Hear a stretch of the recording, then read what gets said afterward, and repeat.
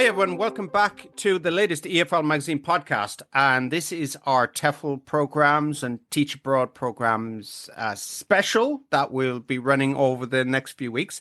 And I'm delighted to have our next guest, the founder of English Wizards, and it's Robert Ludwig, or as he's known in Australia, Robert Ludwig. So I asked Robert which one would I use, and I've used both. So there you go. Robert, how are you today? I'm doing pretty well. Thanks for the invite and thanks for having me here. No problem. We had a few technology issues. Email is floating around cyberspace somewhere, and then my booking link showed me available when I wasn't available. But first world problems. There you go. Exactly. So we got there in the end. We did. No, so tell me about Poland. So I know that your program, you operate in Poland. So tell me about living in Poland, and for people who might consider Poland as a place to teach English, what should they know? Yeah, great question. So let's talk a little bit about Poland, almost like from a tourism or marketing perspective, yeah, because Poland has been making a lot of waves in the politics and in global news. Some of the headlines are, is Poland one of the safest countries in the world? So the safety is like a big focus here for Poland and for expats moving to Poland. So safety is really huge. We have plenty of customers, female customers that will say, they can walk home from a night out at 2-3 o'clock in the morning and not have to worry about, and they still feel very safe. So I would say Poland is up there for safety with like Dubai and all those other countries that are kind of flying that we're super safe country. So safety for sure. And of course, the quality of life that you can have here, Poles and Polish people, they have an amazing work-life balance. I think they have probably one of the most or the highest amount of public holidays every year out of any other country. That's how much that they love to have that work-life balance. So those two aspects are probably one of the key. The cost of living is part of that as well. However, Poland having the highest GDP growth in the EU out of all the countries, and have had amazing growth for the last 30 years as well. Everyone is kind of flocking here and trying to get their little piece of the pie. So with that comes the insatiable appetite to learn English, which is why they are needing and starving for quality English teachers here in Poland. And that's why kind of English Wizards is here to kind of bridge that gap and help everyone. Great. And so that comes on to English Wizards. When did you start the company? And it was because you felt there was a great need for English teachers, obviously. Absolutely. Yeah. So I first arrived here in Poland in 2018. And, I was twiddling my thumbs, but made the big move. And I was wondering to myself, what should I do? So I basically started teaching. And I did that for a few months before realizing that my school specifically struggled to get native and quality native English speaking teachers. Well, when I say native English, I mean C2 fluency, native-like fluency, yeah. And I kind of did a survey, did some marketing around the country, and it was the same problem everywhere. So I created English Wizards to kind of also bridge that gap, make it easier for the teachers to come to Poland, navigate bureaucracy, immigration, all that type of stuff. And then with the schools themselves, provide them with a steady, healthy supply of teachers that are committed to the country. So rather than, as we know in today's age, a lot of teachers will spam several countries trying to basically look for work. So what we do is we act as that filter, and we make sure that teachers are committed to coming to Poland. And we, of course, give them all the facts and transparency and information so they can make that informed decision. Is Poland and Europe the right place? Because Poland and Europe is very different to the Middle East and very different to Asia, almost incomparable as far as quality of life, lifestyle, salaries, pays, all that type of stuff. Okay, and why I know you mentioned how great Poland is and the safety and the quality of life. So why would a person choose Poland over, let's say, South Korea or Indonesia? Yeah, okay, great questions. So when we're looking at the attrition rates, right, of how the average time that a foreign teacher will spend in a country and then move on, in Poland, it's about 2.5 years. In most of Asia, excluding some pockets in Japan and South Korea, actually, but generally in Asia, it's about 10 months. 10 to 12 months, depending on the country. So when we're looking at Japan and South Korea, the draw card for both of those countries is the salary that a teacher can earn, um, just simply for that reason.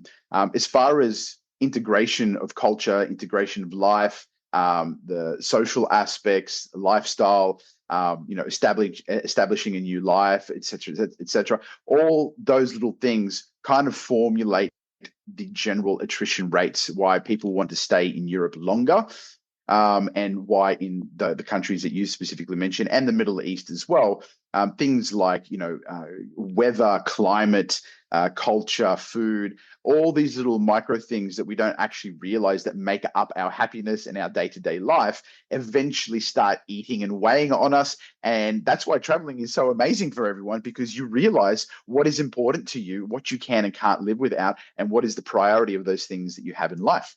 So that's why Europe and Poland, the attrition rate is only about approximately 2.5 years. People want to stay longer here. We help a lot of families immigrate here, so they come with dependents. So we're helping them actually uproot their whole lives from whatever country they are and coming here. And that goes for Americans just as much as any other country as well. Okay, and I suppose being in Europe, let's say, people coming from the UK with Brexit is that well, it is much more difficult now. They have to get a visa. It is so much more difficult. And Brexit was one of the things we were extremely super sad about, because, obviously having the UK just be able to jump on any plane and not worry about immigration and all that type of stuff was an absolute godsend. But of course, now English Wizards, our plight and our purpose is even stronger than ever, because the supply is so much harder now to provide to Poland. So our job has gotten definitely harder. And I think, generally speaking, what we've noticed around the world with immigration, as a lot the geopolitics moving around, immigration, the hurdles to jump through immigration around the world, those fences are starting to get higher and higher and higher, which is completely understandable for one side and the other side. But of course, what we kind of would like to have is more transparency from the government, so we can provide information a lot simpler and quicker and easier. And that's what we kind of do. We basically translate all of the mumbo jumbo and all the confusing processes for foreigners, not just teachers, because English Wizards actually looks after expats as well, that have been living here for many years in Poland, as well as digital nomads and freelancers. So those that are working and teaching English online, they can actually come to Poland, depending on the passport they hold as well. Americans, generally speaking, have the easiest immigration here in Poland. So Americans that are working online with teaching, and they're happy to basically get paid into their own Polish bank account, just diverting their funds, they can justify their stay here in Poland and live here quite nicely. Oh, wow. So the visa process for Americans, except for other EU citizens, Yes, is the easiest. And absolutely. Yeah. there is a digital nomad visa, is there? I know here in Japan recently there was one, I think a couple of years ago was introduced. Is it similar in Poland? Absolutely. So what the uniqueness is for US citizens, for all US passport holders, is that there's a special bilateral agreement that is not publicized, and it's super hard to find. But we know it, and we've been doing it for over 6 years now. But the agreement actually stems back to the 90s. So all US citizens can come to Poland as a tourist, jump on a plane today, and they can actually sponsor themselves through economic activity. And the way that we do that through economic activity is the US passport holder will open up a single person company.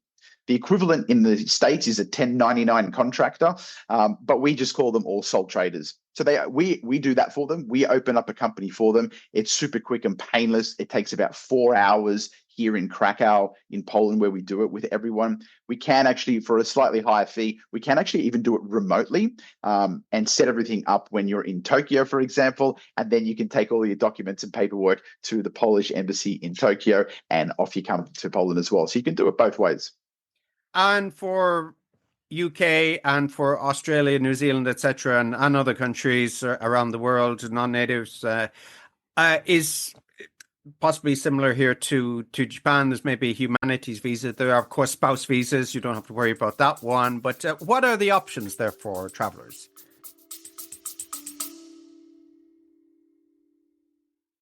Looking for the best tools and resources to support your teaching or grow your school? Check out the EFL Magazine Buyer's Guide, your one-stop shop for top-rated products and services in English language education. From classroom materials to business tools, we've got you covered. Visit EFL Magazine today and find exactly what you need to take your teaching to the next level.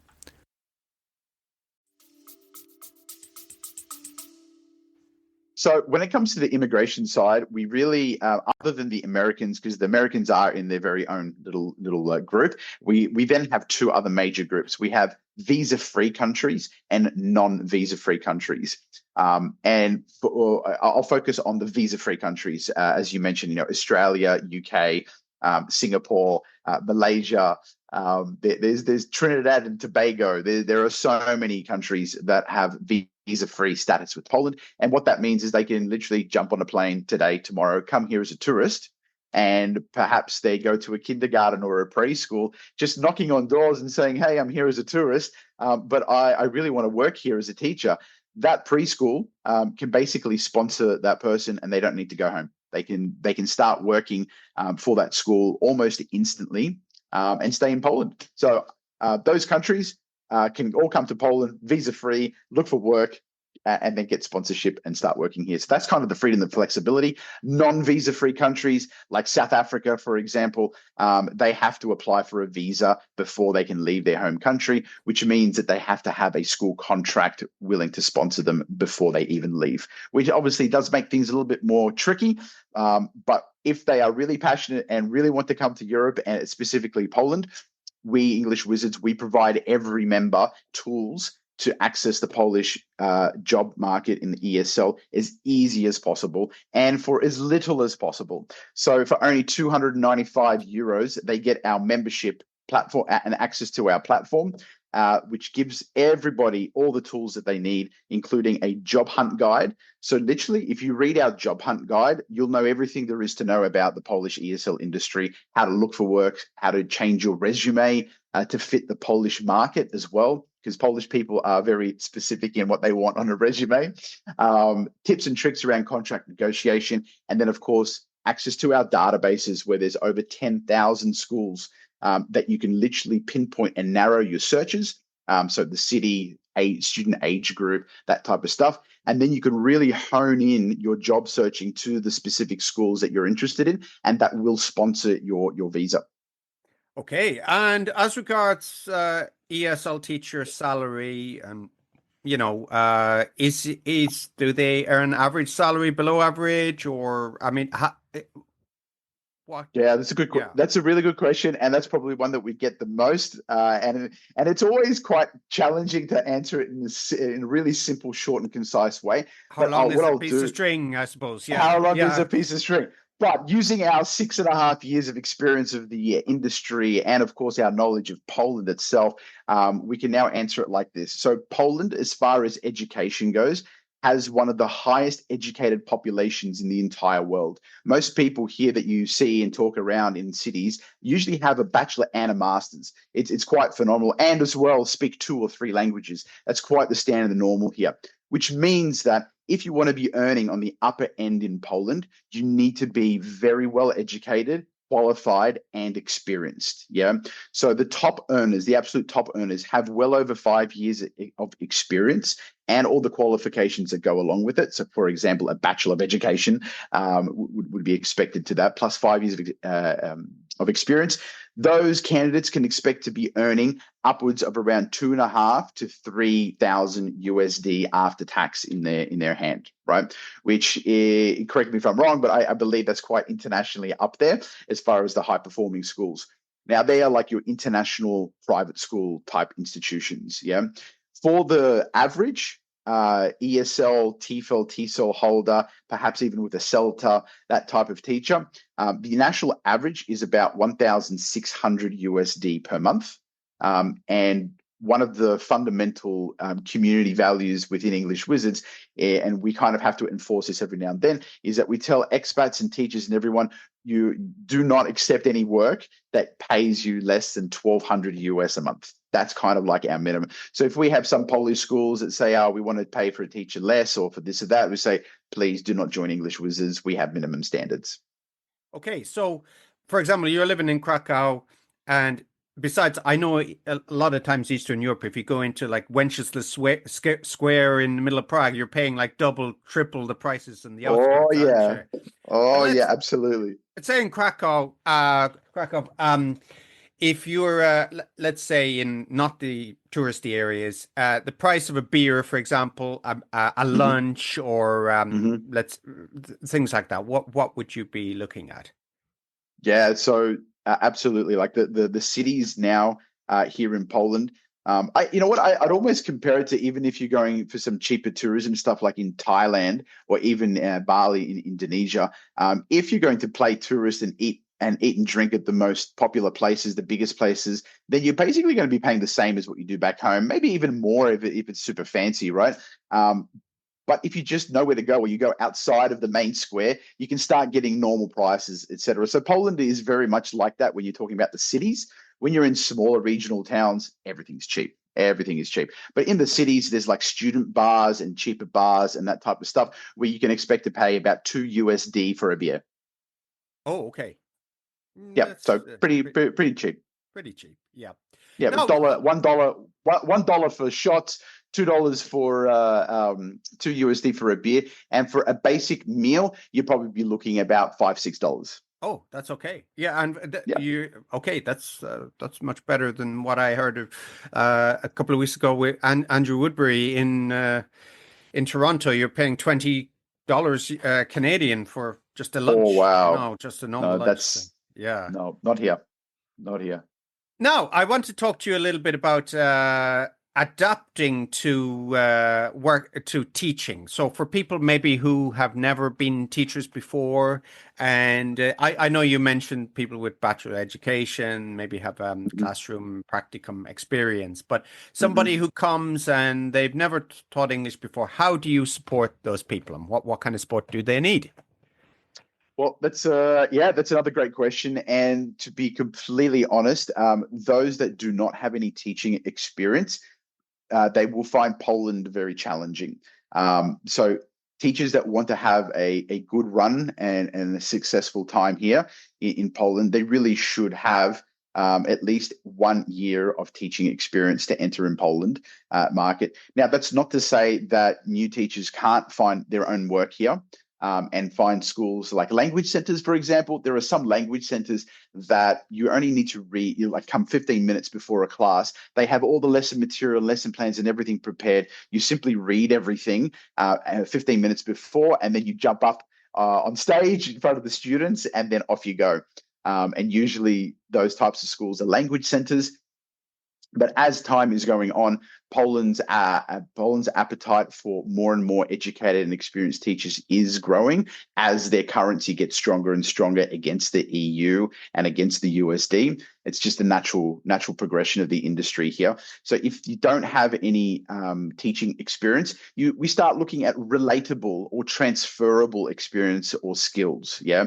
So for example, if you want to work with kindergartens and preschools, but you don't have any experience teaching kids, right? But you may have some younger brothers and sisters that, because of their age gap, you're basically looking after them. Yeah. Maybe you were every Sunday you were at church and you were looking after the youth, kind of like as a youth leader in that kind of context. We can look at all those things. But generally speaking, we want to be able to get up to about at least a year of experience or transferable, relatable skills. And then a big part of it, of being a teacher, is, are you confident in your abilities? Like, does your confidence come across? And when we're chatting with you, do we feel like you are going to motivate, lead, and inspire students? Because if we can't answer that emphatically, then, well, at least for English Wizards and for the market here in Poland, we have pretty strict requirements. Okay. And from what you said earlier, that the average stay is 2.5 years, and let's say in other countries is 10 months. So I could take a guess that some of your applicants are a little bit older than, let's say. Yeah. Definitely. So, our applicants basically range. I mean, the youngest applicant we've ever had, I think, is at 19 years old. And the oldest applicant that we have currently right now that's living and working in Warsaw is 73 years old. Yeah, he's an American guy. And he's working as a freelancer. So there is no age discrimination in the EU at all. It's actually, there's a law against it. So it doesn't matter what your age is. It just matters on, again, your experience, qualifications, and your ability to sell and present yourself effectively. But we're very realistic. So, if a teacher that, the teacher that I just mentioned that's 73 years old, he's a freelancer. So he's used to finding his own work and hunting and, and managing his own schedule, et cetera, et cetera.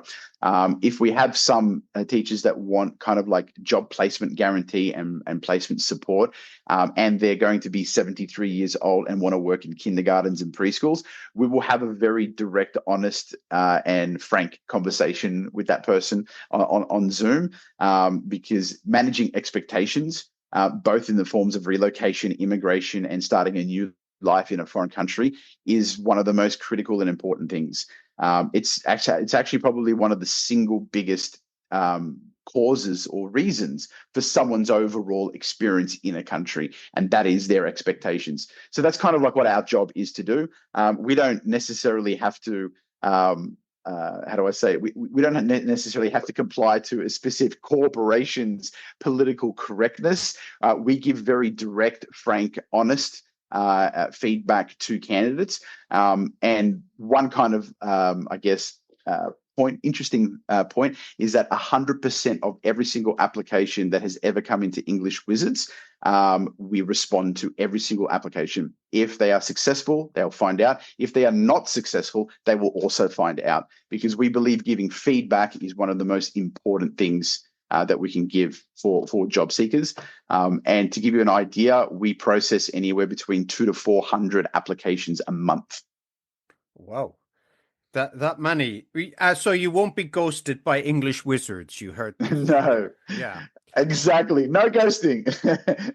Yeah, and it's often, I hear employers saying that, applicants are ghosting them, but employers, they're ghosting the applicants, aren't they? And it's companies across the board. And I know from, a recruitment background back in the day that we were obliged to reply to every candidate and update them on the status of their application. But now companies, and they have the software, they have auto response software, they can do it, but they choose not to. Put that there. But with English Wizards, you're not going to get that. You're going to know your status. Not at all. Everybody gets a reply, absolutely, to every single application that comes in. That's something that is one of our core beliefs, that we believe everyone deserves the feedback.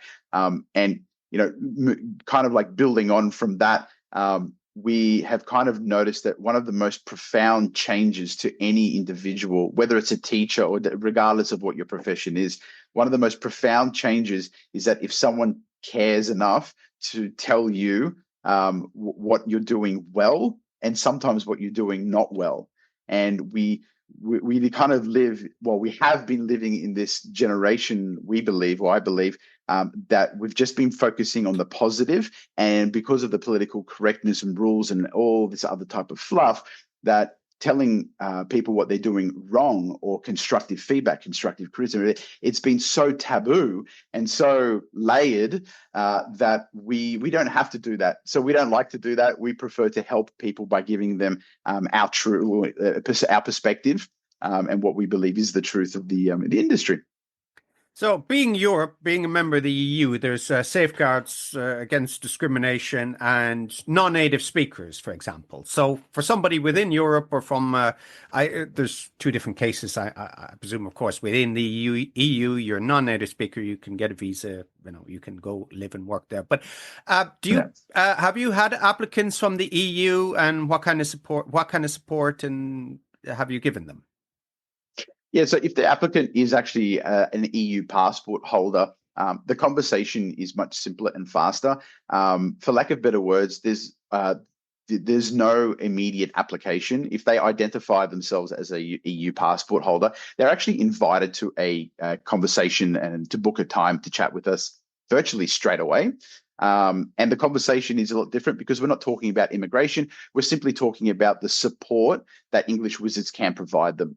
And so the conversation is slightly different, but generally speaking, when we position ourselves as a company that provides certain or different levels of service and support, we explain it like this. We have our website, and we also have a welcome center. And both our welcome center and website is powered with an AI chatbot that we've decided to call Ellie. And her brains is ChatGPT, but she's been trained on our website, on our guides, on our blog articles, and she provides a lot of information to customers. But yeah, so the website and the welcome center is what we provide to everyone, and our blogs. And that, technically speaking, if you're savvy, you can actually follow all of our free information and do everything yourself, right? But if there are different aspects of the journey of relocating countries that maybe you want help with, then we'll have a service for that, and that can be as simple as giving you access to our online platform. It could be picking you up from the airport, helping you find long-term accommodation, getting a tax number, a bank account, a police clearance certificate, all these little things like that one might need to start a new life in a new country. And then, of course, we have other services like virtual addresses, opening up companies, helping with accounting services as well for those who already are here in Poland, etc. So we have quite a diverse range of different products and services to manage someone's relocation as well as expat life in Poland. You say like bespoke turnkey solution, is that right? There you go. Back in the day. Yeah. Bespoke turnkey solution. I like that one. Brilliant. Yeah.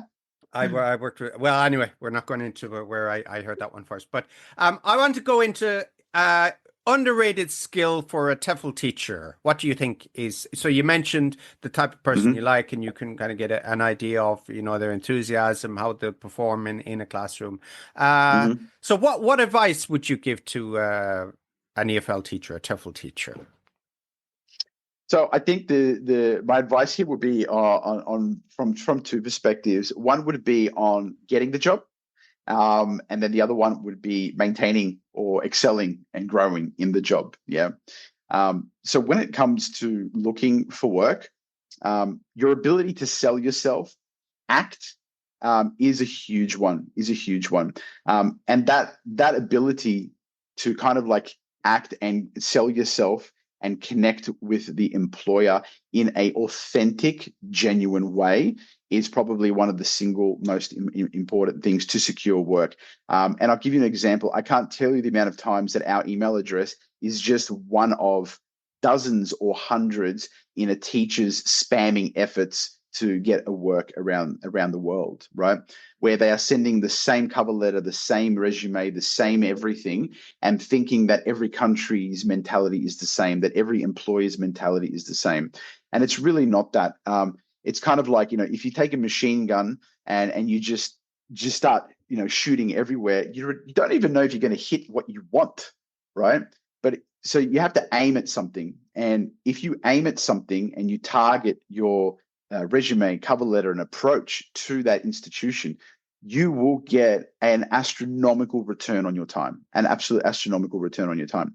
Then when it comes to actually being a teacher yourself, I would say empathy and your ability to grow and connect with your students, because the actual skill of being able to teach something, teach a skill, teach a language, etc., You can look at it as a very black and white, dry competency.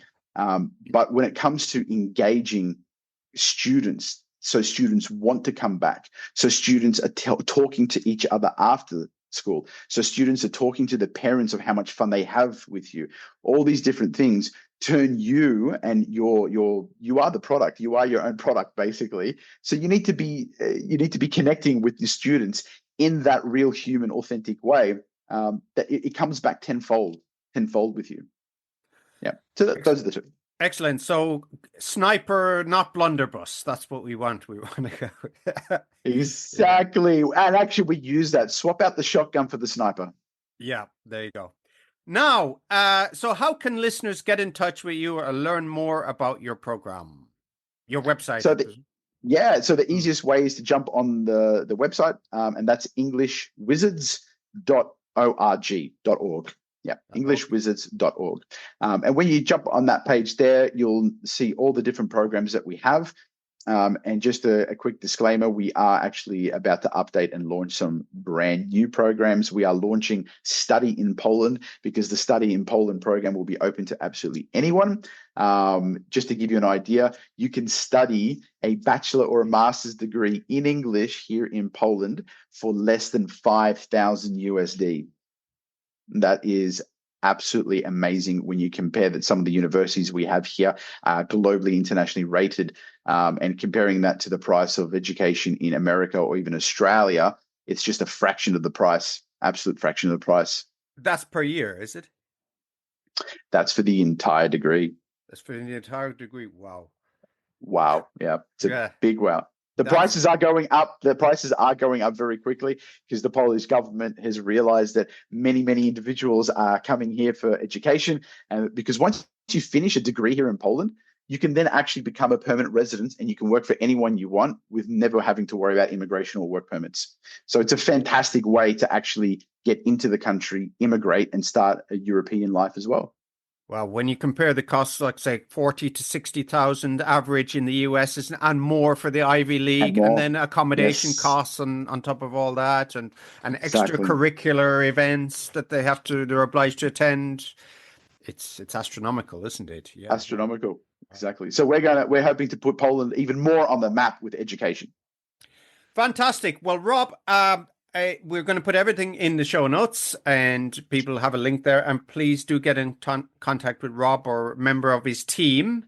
And Rob, thanks again for coming on the podcast. No worries, Philip. Pleasure to be here. Thanks again.